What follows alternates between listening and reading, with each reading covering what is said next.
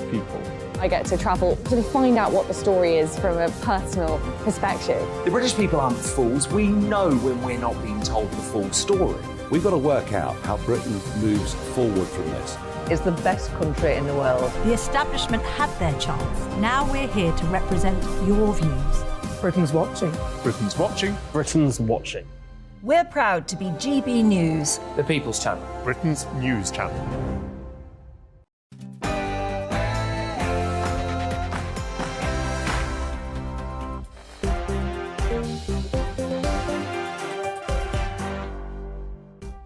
Hello there, 6 o'clock. I'm Michelle Dewbs. Today is the day we've finally got the details of this government's plan to stop the small boats. We've just been hearing from our Prime Minister there, Rishi Sunak, asked a question by our very own Tom Howard. He was asking him, is there a plan B if this basically doesn't fly with the lawyers? The short answer to that was no. What do you make to it all then? Is this the answer?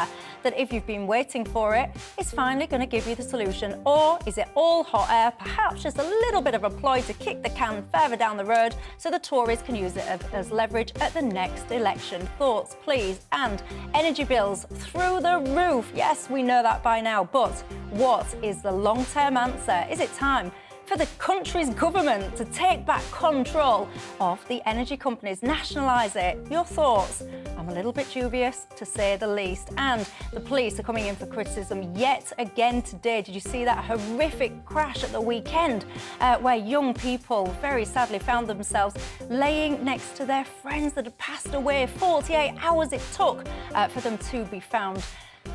Do you trust the police? Do you think they're doing a good job? Do you think that they have their priorities right? Would you like to be a policeman or woman at this time? Do they get an unfair kicking? And get this, everyone, the UK is apparently one of the most socially liberal countries in the world. Fantastic! Is it? You tell me. We'll have all of that to come, but first, let's bring ourselves up to speed with tonight's latest headlines with Polly Middlehurst.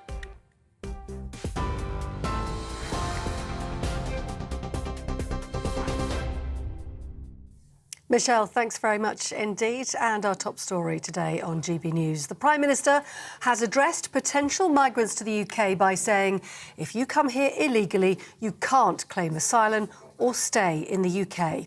Rishi Sunak says the government should be the one who decides who should enter the country, not the criminal gangs.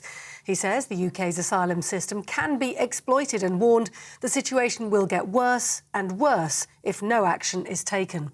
Earlier in the Commons, the Home Secretary, Suella Braverman, outlined details of the new illegal migration bill, which would remove and ban people who enter the UK illegally.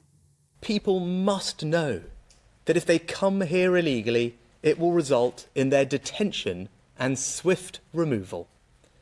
Once this happens, and they know it will happen, they will not come and the boats will stop. That is why today we are introducing legislation to make clear that if you come here illegally, you can't claim asylum, you can't benefit from our modern slavery protections, you can't make spurious human rights claims, and you can't stay. Sir Graham Brady, chairman of the 1922 committee, has said that he'll stand down at the next election. Sir Graham Brady, who has been a Conservative MP for Altrincham and Sale West since 1997, said in a statement, "Representing my hometown in the House of Commons has been an immense privilege for which I will always be grateful." He promised to continue campaigning locally and nationally for the return of a Conservative government. Now, the trial of the man accused of murdering Olivia Pratt-Corbell has been told she was shot after running downstairs to her mother because she was scared. 9-year-old Olivia died after a gunman fired into her home in Liverpool last August. Manchester Crown Court heard the defendant, Thomas Cashman, had been lying in wait for his intended target on the evening of the shooting. He denies murder. The gender pay gap in the UK has widened, with men now paid 14.4% more than women. The accountancy firm PwC's report puts the increase down to a sharp rise in childcare costs, which has priced many women out of the workplace altogether. And it's warned at the rate the pay gap is closing, it'll now take more than 50 years to reach gender pay parity. Thousands of UK travellers have been hit by the disruption caused by a general strike in France. Dozens of flights and trains have had to be cancelled today. Ferries have also been delayed. French workers are walking out in protest at President Macron's plan to raise the pension age from 62 to 64. And here, Cancer Research UK estimates around 75,000 GP appointments would be freed up every month if people stop smoking in England. The charity says smoking remains the biggest cause of cancer-related deaths and is urging the government to do more to prevent young people from picking up the habit and to help current smokers quit. But Simon Clark, who's director of the smokers group Forest, asked where the line would be drawn. Smoking-related issues tend to be multifactorial. In other words, they could be caused by a whole range of issues that may have nothing whatsoever to do with their smoking. I mean, there's obviously another group of people, of which I'm a member, which are people who are obese. So is the next step going to be to try and end obesity so that we save thousands more GP appointments? Parts of northern England and Scotland have been hit by a freak sudden cold snap, with temperatures forecast to drop to -15 in some regions. More than 4 inches of snow have fallen in northern Scotland and around 8 inches are forecast for later this week. A yellow weather warning for snow and ice remains in place for much of the UK, with tonight expected to be the coldest night of the year so far. And lastly, the King and Queen Consort have been in Colchester today to celebrate its new city status. It was awarded the title during the Queen's Platinum Jubilee celebrations last year. The couple visited the city's zoo and castle, as well as Colchester Library, where they joined charities Age UK and the Silver Line for tea with local volunteers.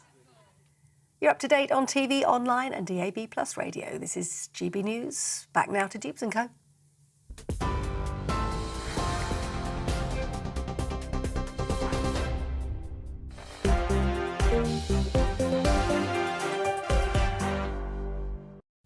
Thanks for that, Polly. I'm Michelle Dewberry and I'm keeping you company till 7 o'clock tonight. Alongside me, I've got James Schneider, the co-founder of Momentum and a former advisor to Jeremy Corbyn, and also Martin Daubney, the former Brexit Party MEP. Good evening, gentlemen. Thank you very much for joining us. You know the drill, don't you, on Dewbs & Co. It's not just about us three here. It's very much about you guys at home. What's on your mind tonight? I suspect I might be able to guess, but nonetheless, tell me anyway. GBViews at gbnews.uk, as always, is my email address, or Twitter. If that's your thing, you can get me there at GBNews or at Michelle Dewbs. Now, there's one main story literally leading the front pages today. It is this one. Big, fat, no entry sign. If you are listening, not watching, that is on the front of The Sun.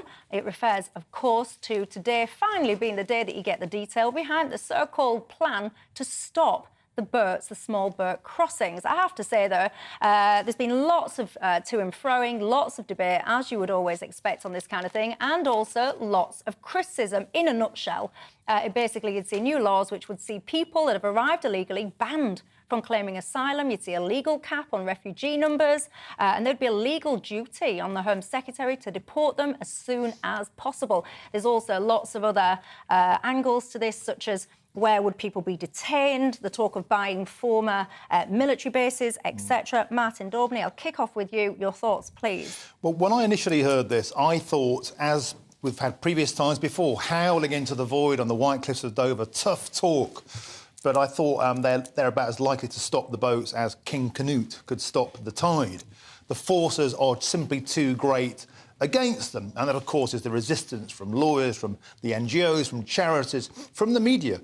However, I'm going to give them the benefit of the doubt this time and say they're definitely making some of the right noises. And the key detail is they've defined what is illegal. Because until now, everyone's gone, oh, you can't enter Britain illegally. But this key piece of legislation will say, if you abandon your documents and if you arrive on our shores without legal documentation, you are illegal. And at that point, you forfeit all of your rights to even claiming asylum. Now, where they are sent to, bear in mind we haven't sent a single person to Rwanda.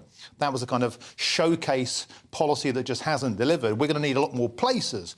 Airfields have been mentioned. Now, when that was proposed in Linton-on-Ouse, I went to Linton-on-Ouse and spoke to locals who were absolutely appalled about the idea of thousands of young men wandering around the streets of a tiny village.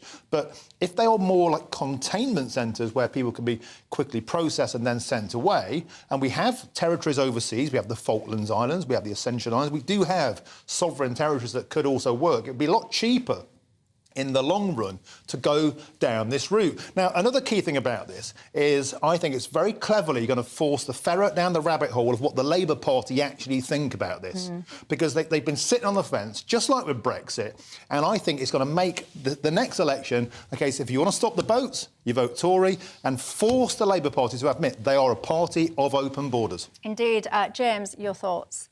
Yeah, so it's not going to work because it's not going to stop displacement. The reason why people are leaving their countries, it's not going to stop that. It's not going to stop people still trying to come into the UK. The boat route started up when they started closing down other routes. There aren't safe and legal routes for people to take, so that's not going to stop. It won't clear the backlog. There's a huge backlog, like 165,000, 166,000. This won't do anything to clear that. That requires resources in the Home Office so that people can be processed, so their claims can be processed and judged whether they should be granted asylum or not.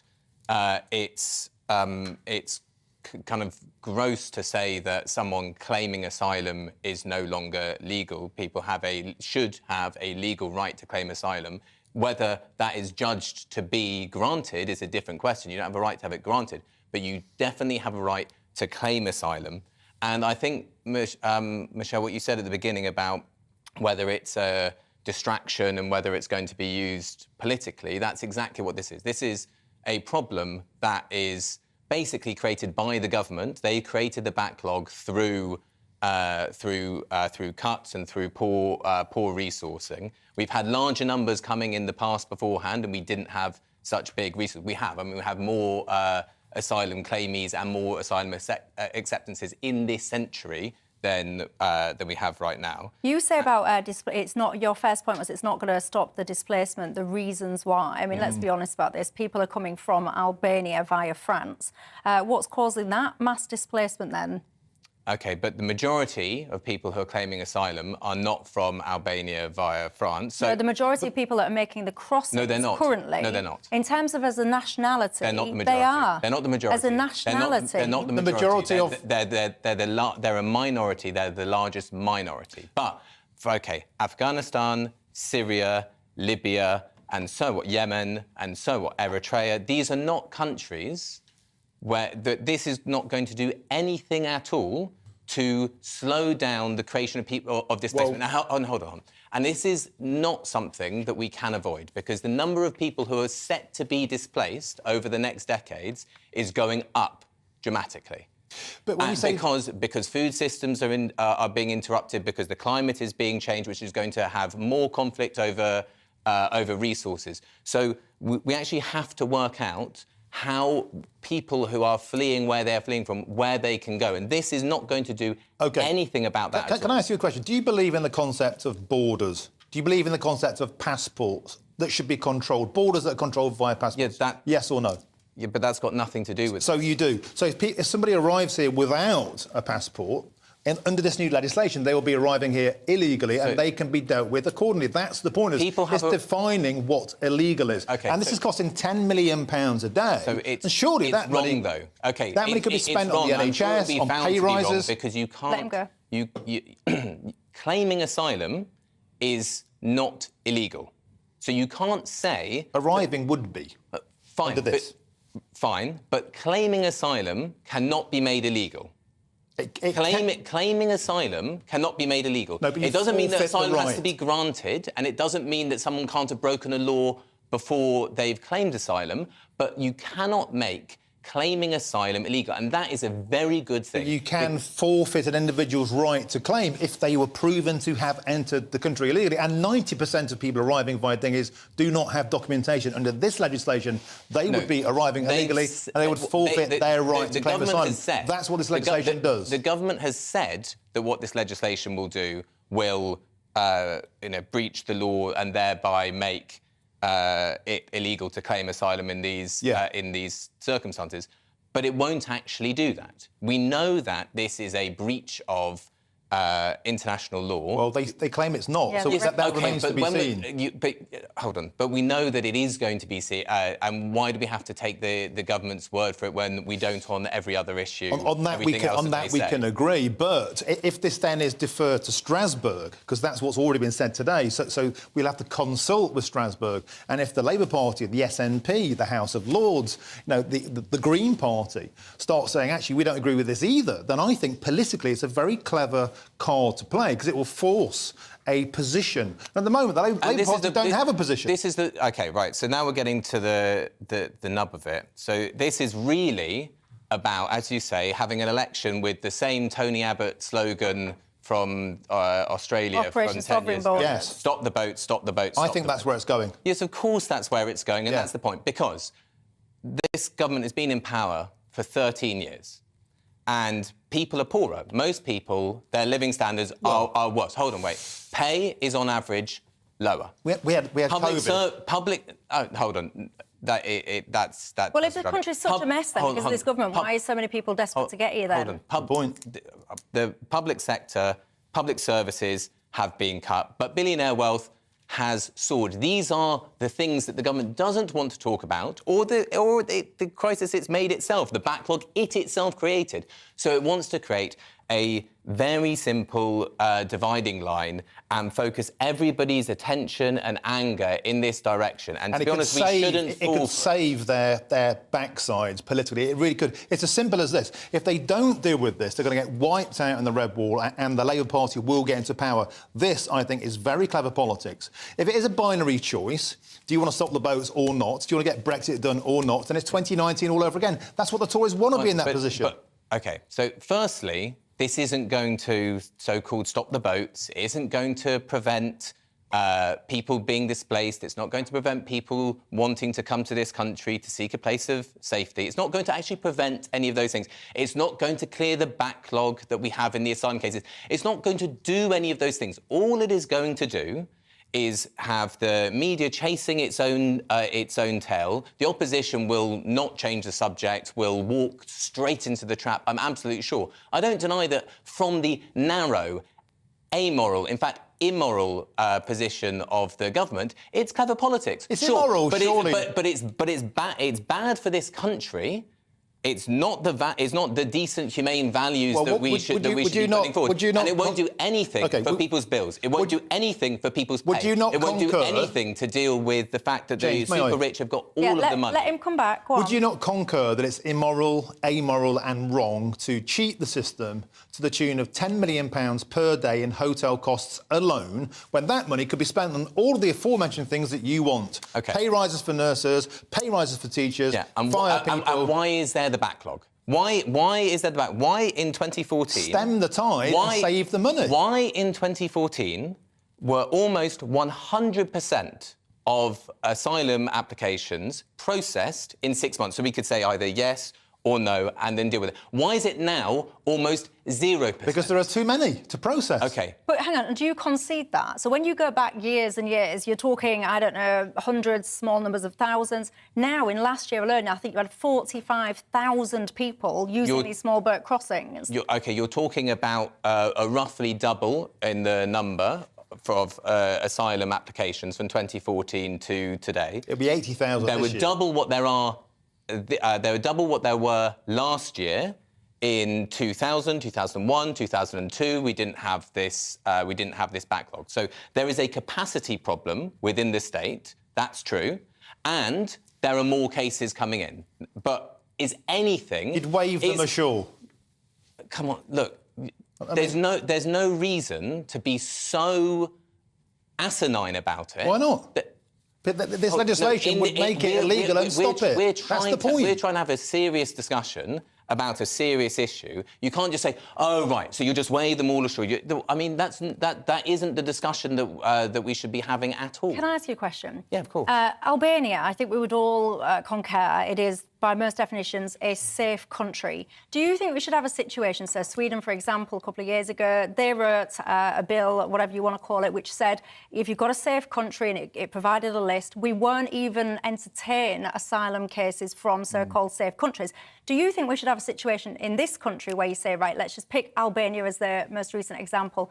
That's a safe country. If you even try and even apply for asylum, no thank you, off you go back to your safe country. Do you think that's reasonable? So I don't think that you have to do that, but you can have something that approximates that, which isn't as extreme. So you can say that. Do you think it's extreme? No. I'm asking, no, because I've listened to you.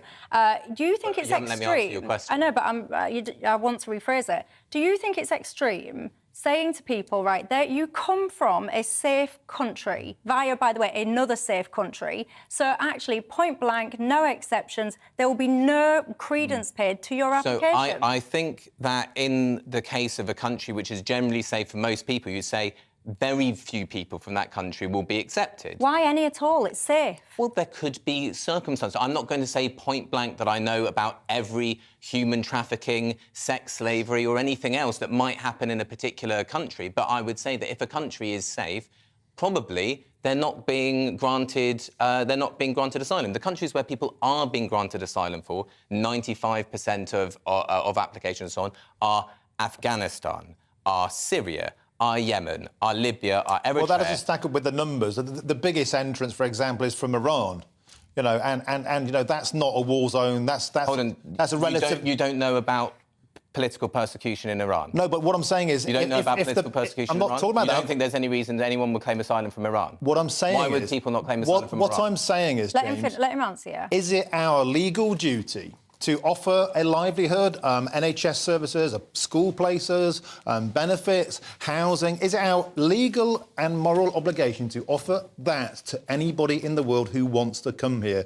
I would say no. And if you think that people aren't gaming the system and coming in with pre-arranged stories of how to get through these interviews, you're living in cloud cuckoo land. Okay, this legislation forfeits the right to abuse the system, and that can only be a good thing. It's what people have voted for time and time again since 2015, and to stand in the way of it, I think will make the Labour Party get obliterated. I don't care about the Labour Party being obliterated, but I want to come back to this point.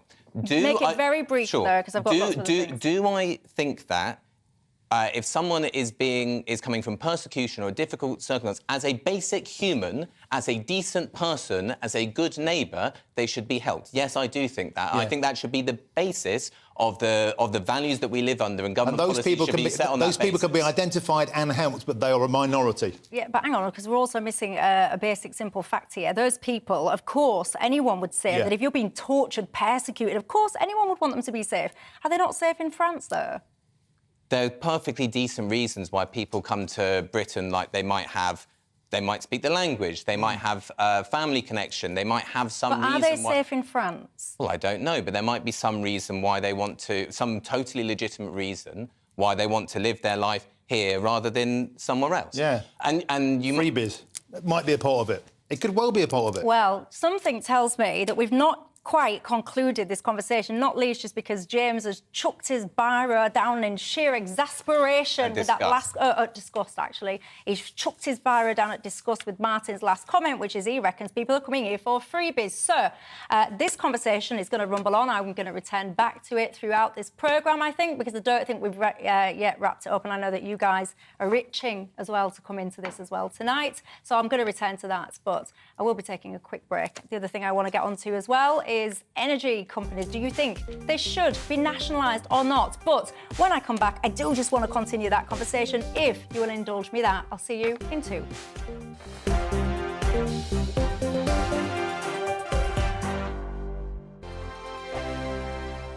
We are GB News, the People's Channel. And right across the United Kingdom. You can find us on Sky Channel 512, Virgin Media Channel 604, Freesat Channel 216. Freeview Channel 236, And YouView, channel 236. You can also take us with you on DAB Plus Radio. With the GB News app and at the website gbnews.uk. We're absolutely everywhere. Come join us on GB News, the People's Channel, Britain's news channel. Monday to Thursday, 9 p.m. till 11 p.m. Join me, Dan Wootton. I'll bring you the sharpest takes and hottest debates. Do you not believe in prison? I don't believe in prison. I'm completely stunned. I guarantee you there'll be no spin, no bias, no censorship. I actually was personally quite offended by it. And no reason to go to bed. So I guess they've always been quite woke. That's Dan Wootton tonight on TV, radio and online. Monday to Thursday from 9 p.m. till 11 p.m. on GB News. The People's Channel, Britain's news channel.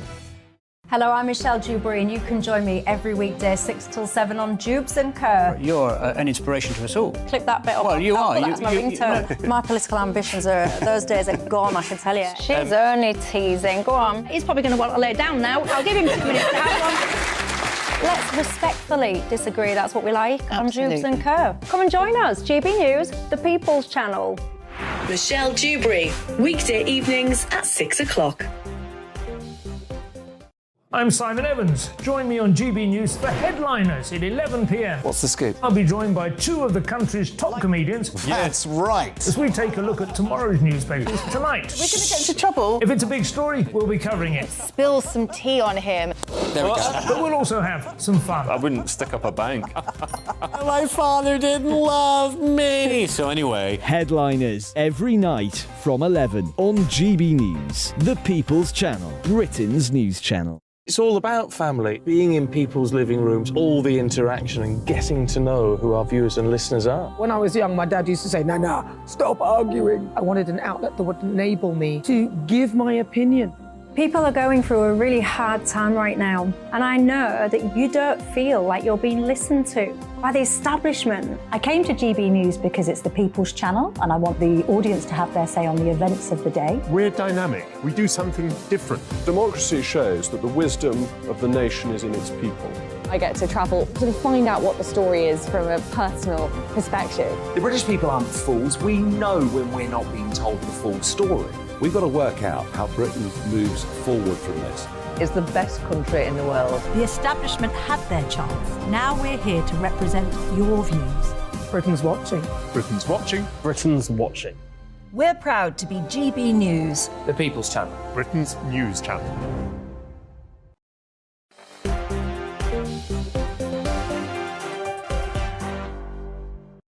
Hello there, I'm Michelle Dewbs, keeping you company till 7 o'clock tonight. James Schneider, the co-founder of Momentum and a former advisor to Jeremy Corbyn, and Martin Daubney, the former Brexit Party MEP, are both keeping me company in the studio tonight.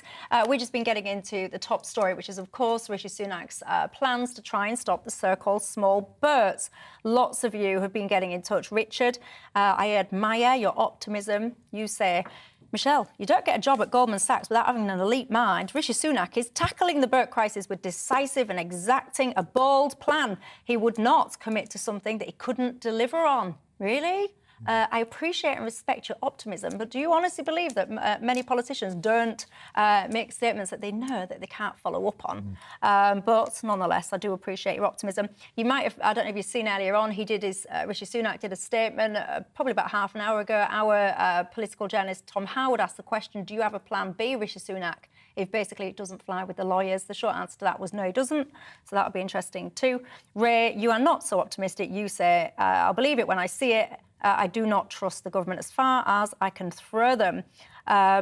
Mixed, I have to say on this. Rob says, this will be a nice trick if it works. John says, let's see if the actions match the words. Now, just before the break, we was getting into the cut and thrust of this.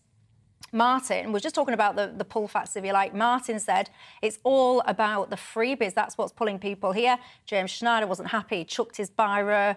In disgust, he said, Gavin emailed in and said, please, can you tell that fella that biros have feelings too? So there you go. I've told you that. Martin, let's revisit that comment. What were you referring to? I mean, I think we need to be sort of calm about the situation, and that is the entire immigration debate that we've basically been denied since the 1970s, and which laid the foundations for Brexit, was never about pulling up the drawbridge, was never about stopping immigration like some sort of racist, small-minded country. And in fact, the latest story in the country in your show shows that we're a tolerant, accepting nation. Yeah, it does. It was about controlling numbers and speed of entry. And nobody can deny that we don't have a situation now where it's off the scale. We cannot cope in terms of the cost, in terms of the amount of ingress and the strain that places on the housing stock, on public services and on the public purse, which we should spend the money far better elsewhere. Of course, it is our duty and obligation to offer help to the neediest in the world, as it always historically has. This isn't about that. This is about people arriving illegally, gaming the system, because, let's face it, we offer one of the most compelling packages on earth for economic migrants, and the figures prove that. Let's dissociate the two things, genuine need with those gaming the system. That's what this is about. Well, it's not, because if you did want to do that, you would put in the resources to be able to process the cases to see who was an asylum seeker who should have their claim accepted and who shouldn't, rather than engaging in mistruths about people, casting aspersions on why they're coming, drumming up hatred. It's not in line with the moral or ethical values of any religion, any humanism, or anything like that, which basically comes down to treat your neighbour as you'd like to be treated yourself. The way in which what this policy is meant to do doesn't do that. The way in which you're talking about it doesn't do that. It is not the kind of sensible debate that you claim that you want to have. It's a kind of attacking people, casting aspersions on their motivations, when you must accept that a decent number of people who are coming to this country to claim asylum are doing so because they're coming from extremely difficul circumstances. I agree with that. You I agree with that, know that. and I've just so to stated just that. say that people are coming here for freebie. Yes, of course. The you don't people think from anybody Yemen, does that? The people from You Yemen. don't think anybody is doing that? You don't think anybody arriving on a dinghy, say from Albania, is arriving here for a better life rather than fleeing a war zone?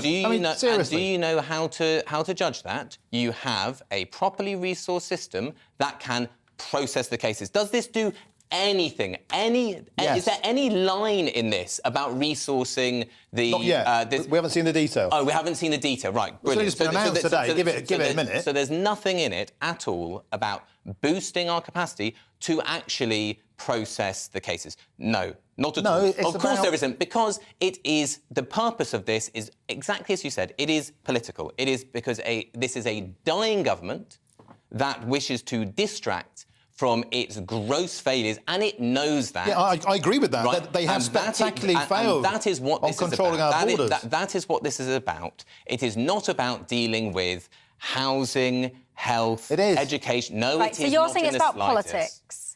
Yeah, it's about politics. Right, so press pause if it's about politics. So just a few things I just want to throw out there, if I may. Right.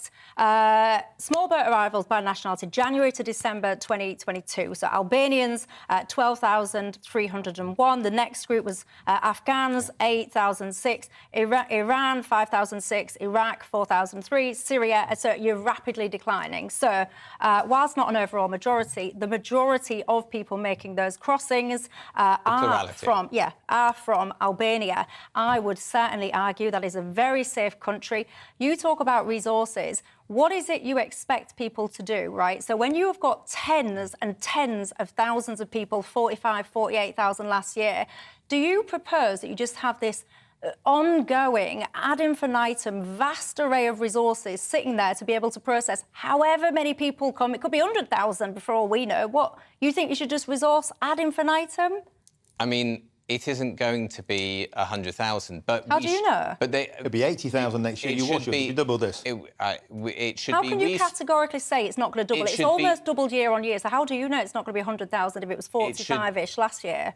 OK, well, it's substantially less than it was 20 years ago, 19 years ago, 18 years ago. But anyway, should we sufficiently resource it that we can quickly process people's claims to see if they are entitled to our help and they should have our support? Yes, of course we should. Right, and very, very, very briefly, you said it's all political, very briefly, because I am in trouble in my ear. What's Labour's plan then if this is political? I've got absolutely no idea. Well, you and the rest of the nation are all in agreement there because no one does. It's very easy to criticise all of this. It's very, very, very easy to lay the blame at the government. Apparently everything is the fault of the government these days. But what then is the answer from the opposition? Very loud criticism there, absolutely fascinating. What would you do about it, though, to any Labour supporters, members, etc.? Give me your thoughts. Right, I am going to move on. Am I going to take a break? Am I going to... Yes, I'm going to take a break. When I come back, I'll have some more of your thoughts. But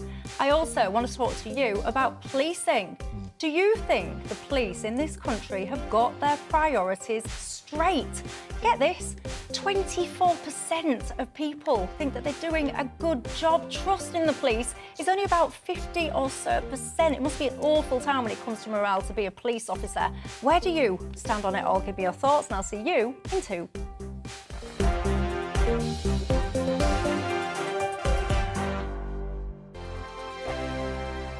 I joined GB News because I was sick and tired of not hearing my views being represented, not just mine, but so many people that I knew and spoke to. I just couldn't get my voice out there. I couldn't say anything. I couldn't do anything. Whatever the narrative was, I kind of had to follow it. GB News is there to provide a voice for those who have been ignored by the establishment media. We think different things, we've got a different style. GB News is here to be optimistic and positive about the future. It's real kind of dynamic and flowing, with the audience very much at the heart of it, like a big family.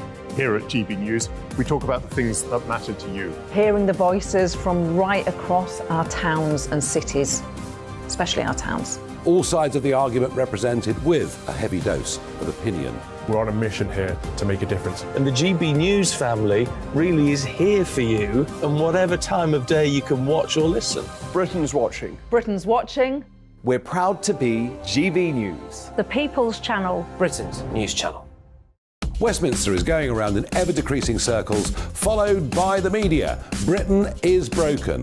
How on earth did we get into this mess? But more importantly, how do we get out of it? Join me at 7 p.m, Mondays to Thursdays on Farage, here on GB News. We will have open, rational debate. We've got to work out how Britain moves forward from this. Join us here on GB News, the People's Channel. Britain is watching. You've probably seen politicians interviewed 1,000 times, but we do it differently. We find out who they really are, we don't shout, we chat, and hopefully we bring a bit of light, not just heat. Did you know Kate Moss? Apparently. Do you have a pair of jeans or a pair of jeans? No, of course I don't. What would I do with them? My friends are like, oh my God, what's she doing now? Join me every Sunday at 6 for Gloria Meets, only on GB News, the People's Channel, Britain's news channel. I'm Jacob Rees-Mogg, the Member of Parliament for North East Somerset and a former government minister. For years, I've walked the corridors of power in both Westminster and the City of London. I campaigned in the largest democratic vote in our island story. I know this country has so much to be proud of. We need to have the arguments, the discussions on how we make it better. The wisdom of the nation is in its people. Vox Populi, Vox Dei. That's why I'm joining the People's Channel. Join me Monday to Thursday at 8 p.m. on GB News, Britain's news channel. I'm Mark White. As GB News Home and Security Editor, I cover those key issues that are so important to you. Our authorities, our communities doing all they can to combat violent crime. With the public services under unbearable strain, why are we still failing to control our borders? Defence, the first priority of any government, has been continually hollowed out. Can we trust our politicians to protect the armed forces? Join me, Mark White, on GB News.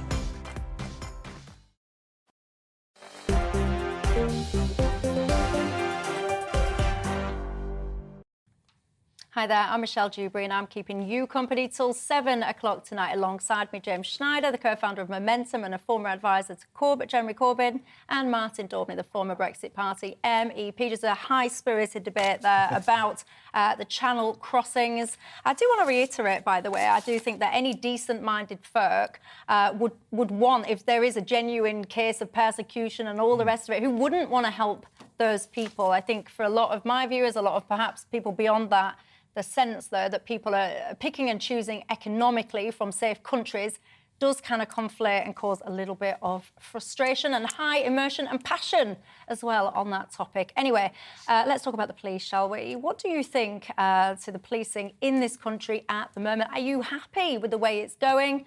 They're in the spotlight again, the police force, because you might be familiar with that. It was tragic, an awful situation in Wales over the weekend. 5 young people got in a car, basically, were reported missing after a night out, didn't come home, and very, very unfortunately, 3 of them were found, sadly, passed away in a car, 2 of them remaining in hospital now, unwell. They've come in for a lot of criticism of the police. What they're saying is it wasn't perhaps taken seriously when people were reporting them missing. The public, the families, the loved ones of these people, kids had to go out and find them. Lots of criticism. The details of all this will become apparent in a few days as well. But, you know, when you look at the police and the trust in police in general, many people would say that they've got the priorities perhaps wrong. Only about 50% of people trust the police. Where do you stand on it, Martin? Well, first of all, you can only imagine the horror, can't you, of lying in that car for 2 days waiting to be found. And we still won't know how many died of the impact and how many died of exposure, for example. Yeah. And it's a terrible case. And that will come out in the coroner's report and in time with the witnesses, hopefully, if they make it through healthily. But I do think it shines a light on priorities of the policing. I mean, we have a case now where 6% of burglaries are solved in the UK. And I think we saw a real shift during lockdowns where the police... a lot of people said we got a police state. Well, what did that mean? It meant enforcing minutiae. 4,000 COVID offences. You know, you'll get nicked straight away if you weren't wearing a mask or if you had a coffee in public. And if you misgendered somebody, you'd have the boys in blue around quicker than you could say YMCA. And I just think we're in that position now where people are really wondering, is it about policing tweets or is it about policing the streets? Is it about paperwork or is it about footwork? And this search and rescue operation seems to be one of the basics of policing that they should be focusing on. Get a chopper in the air. If people were still alive, surely they could have been seen with infrared cameras. The area of search was relatively contained because they knew where they were in a nightclub, they knew where they lived. Surely it suggests to me that we could have got onto this sooner. And I think cases like this, rightly, especially in Mark Drakeford's Wales, which became a serious police state, you know, where you couldn't even go shopping, you couldn't even go to a bar. The English, for a while, were banned from Wales. Very, very heavy-handed policing there. And yet, when it's needed, I think, once again, the police have let the public down. Yeah, see, I do feel sorry. I mean, if there are any frontline police officers watching this, I can only imagine your morale must be through the floor at this moment in time. You do quite a difficult job and you do get a lot of criticism. I wonder, do you think it's fair and valid or totally unjust? Give me your thoughts. If you're one of them, James, your thoughts? Yeah, and I imagine there are very few police officers that actually want to be spending more time doing paperwork and less time out doing the job that people want them to do. So, you know, the fault is not, it is not at that level.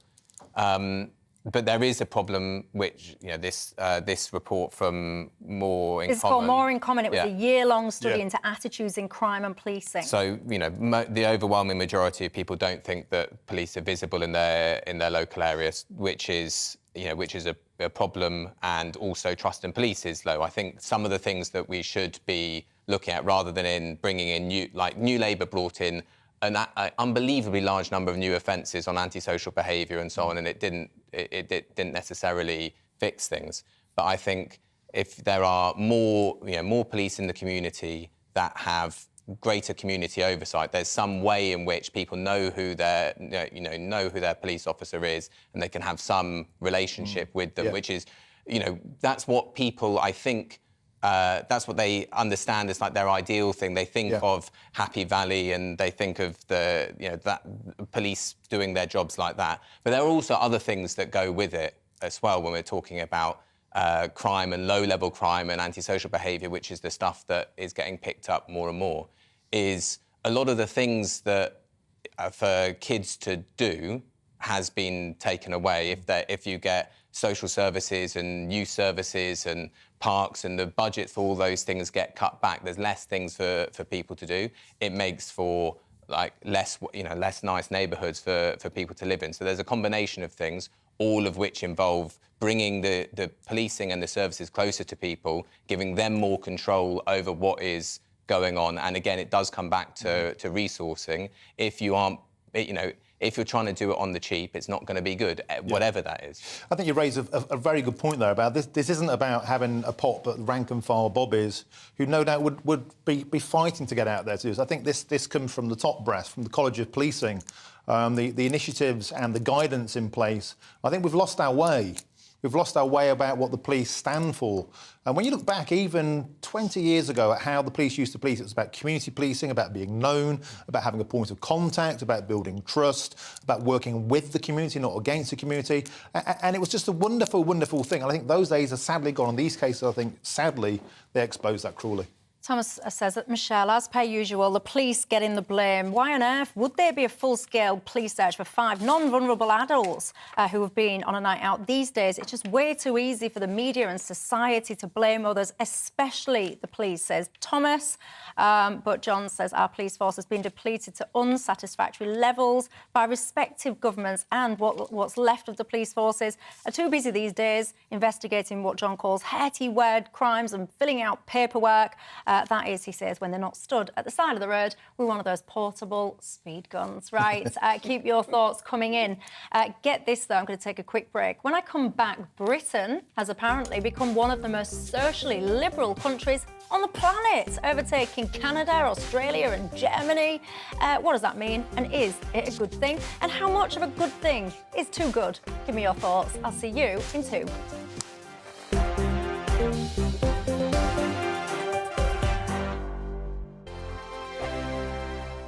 First and foremost, I am a GB News fan, and I was before I was working here. Just love the fact that we're asking the questions that a lot of establishment media won't ask. With a bit of a twist, we not only want to inform you, but we want to keep you entertained. It's worth the drive because you get in and the team's all ready and waiting, they're itching to go, and it's a proper little family. GB News is the People's Channel. It's the audience that makes the programme sing. We're giving our viewers and our listeners a voice. I see the thousands of your letters, tweets, emails, you name it, coming in. Britain is broken.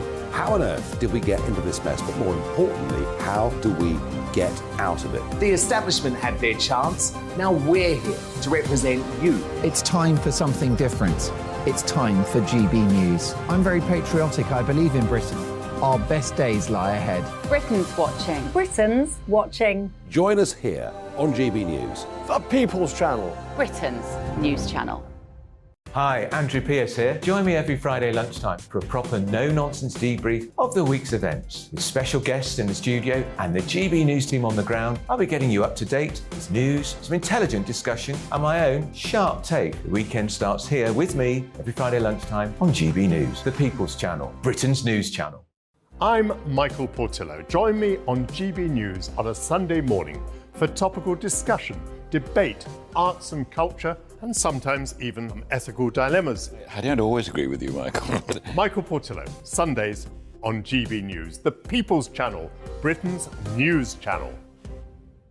I'm Andrew Doyle. Join me at 7 o'clock every Sunday night for Free Speech Nation, the show where I tackle the week's biggest stories in politics and current affairs with the help of my 2 comedian panellists and a variety of special guests. Free Speech Nation, Sunday nights from 7 on GB News, the People's Channel, Britain's news channel. Here on GB News Live, we'll be keeping you in the picture, finding out what's happening across the country and finding out why it matters to you. We'll have the facts fast with our team of reporters and specialist correspondents. Wherever it's happening, we'll be there from 12 noon on TV, radio and online. GB News, the People's Channel, Britain's news channel.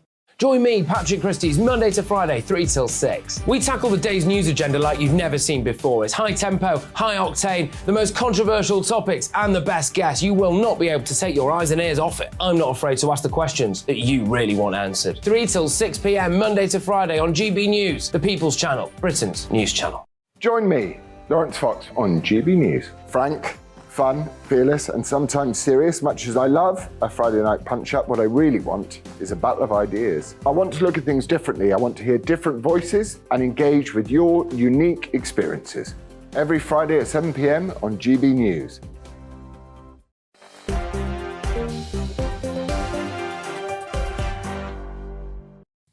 Hello there, I'm Michelle Dewbs and I'm keeping you company right through till 7 o'clock tonight. James Schneider, the co-founder of Momentum, keeps me company, as does Martin Daubney, the former Brexit Party MEP. Welcome back, everybody. Get this. A survey has found that the UK ranks among the world's most liberal nations, placing it on front of, get this, countries like Germany, Australia, on issues like divorce, euthanasia, suicide, etc. What do you think to this? I'll start with you. I don't know why I just spun to you, but I'll start with you. 63% of us here think that divorce is acceptable, 47% abortion, 55% of people justify the death penalty, and it goes on. Your thoughts, Martin? Well, on the one hand, you could say, isn't this great that for once we hear that Britain isn't this intolerant, racist kind of cesspit, and maybe we're getting a few things right. But then when you look at what we're doing well at, it's the breakdown of the family unit. It's about ending lives early. These are real cornerstone, lightning rod issues in America, for example. This could be looked at as the breakdown of the family unit, the breakdown of society. And I do think that the journey of liberalism should have things like, the acceptance of same-sex marriage. I'm pretty socially liberal, believe it or not. But I do think that we need to be careful about where this journey will end.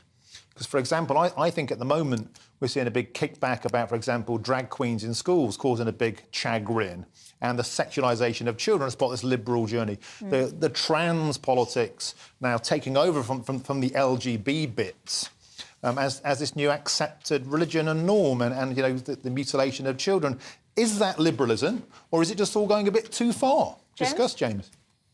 Yeah, so I don't think that more people thinking that divorce is OK is part of some great going too far of liberalism or some assault on the family. I mean, you can have both in greater acceptance of homosexuality and an understanding that some people's relationships don't work and so that they break up. You can have good understanding that we want to have loving families and caring communities and all the rest of it. So I basically don't think that this is some great culture war divide, that on these issues we're probably just more relaxed with ourselves. I think it's really good that these issues like divorce, homosexuality and abortion aren't big raging battles that we would argue about here in the same way that they are in the US. I think actually I wouldn't choose the word liberal in this. I would just choose the word like relaxed or comfortable with ourselves. And I think on this we should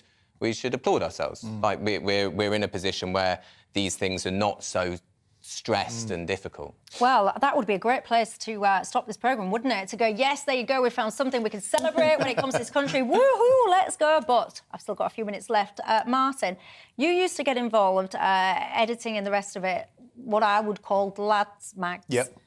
What role do you think those kind of things have played in the moving forward of society? Within reason, it's tea time, don't forget, but go on. Well, I mean, as you know, I edited Loader for 8 years. Before that, I was features director on FHM. It was a product aimed at young men, which was titillating, but it was never top shelf. And when I left that magazine, when I became a father, I'd been accused for a long time of being this entry-level point, this nursery slope, if you like, for darker things, like the emergence of more brutal online pornography. So I made a TV show, Porn on the Brain, Channel 4, went to the Tavistock Clinic, now being closed down, of course. Criminologists, barristers, those who work with the most violent sex offenders in Britain, try and work out if it was part of the equation. The answer is it wasn't. And in fact, if you look to liberal societies like Denmark, where they allowed more access to pornography, there was a corresponding downturn in sex offences. Completely flipped the narrative. And actually what we found was a lot of young men were being overwhelmed and confused by what they were witnessing there because they felt that was a new normal. So the point is getting there, talk to them and say, you don't have to be doing all this stuff. Let's press the pause button and be responsible and caring partners rather than having to kind of reenact this stuff you see from age 10, 11, 12 onwards. Oh, God, the thought of a 10-year-old boy looking at, anyway. James, one of the points that Marty was making earlier was about perhaps a direction of travel when it comes to things like sexualisation of children, etc. Do you worry that we might be going in a wrong direction? I think the over-sexualisation of children and kind of gross imagery, sort of the kind of stuff that you're alluding to, is something that we have had in society for quite a long time. And I'm not sure it's necessarily on the rise, but it's definitely there, and it can cause all sorts of issues. It's becoming quite more mainstream, though, isn't it? You've got fashion houses like Balenciaga, I think it's Gucci that's come into criticism as well, doing campaigns which feature teddies wearing bondage gear, you know, pop stars with toddler mattresses propped up behind them as though somehow that's cool and edgy, when actually, quite frankly, it's just weird. That does sound a bit weird. It does, but it is. That's not just one campaign there. They are different ones that I referenced there. So I do worry, actually. I think there are plenty of quite toxic, in lots of different ways, advertising campaigns that are run, because you've got to remember that when someone is running an advertising campaign, they're trying to get into your brain to sell a product. They don't care well, about I dread to think what kind of brain they're trying to get into, which thinks that the answer is let's get a teddy bear, let's stick some bondage gear and let's put some paper referring to child sexual exploitation. That is a brain that I definitely would not want to get into, quite frankly. Anyway, you guys at home massively divided on that migrant issue as to whether or not you think that this plan is the answer or not. That conversation will not go anywhere. It will rumble on and on, but for now, that's all I've got time for. Gentlemen, thank you very much for your spirited debate tonight. I very much enjoyed it. Thank you at home for yours too. Have yourselves a fantastic night. I'm pleased to report that James's pen lives to see another day after he threw it in absolute disgust. It will be used again. Have a good one, guys, and I'll see you tomorrow. Alex Deakin here with your latest weather update. Snow and ice warnings are in place for the rest of this week, issued by the Met Office. Check out the Met Office website for more details on those warnings. But here's what's happening. We've got a weather fronts just brushing southern areas as we go through Tuesday night and Wednesday. And they are likely to provide a mixture of rain, sleet, and in some places, some heavy snowfall over the next 24 hours. So a wet night across the south, snow showers in northern Scotland. They'll be easing, potentially quite icy in Northern Ireland as well, but also icy in the south as this wet weather comes in. In between, large chunks of the country, clear and cold.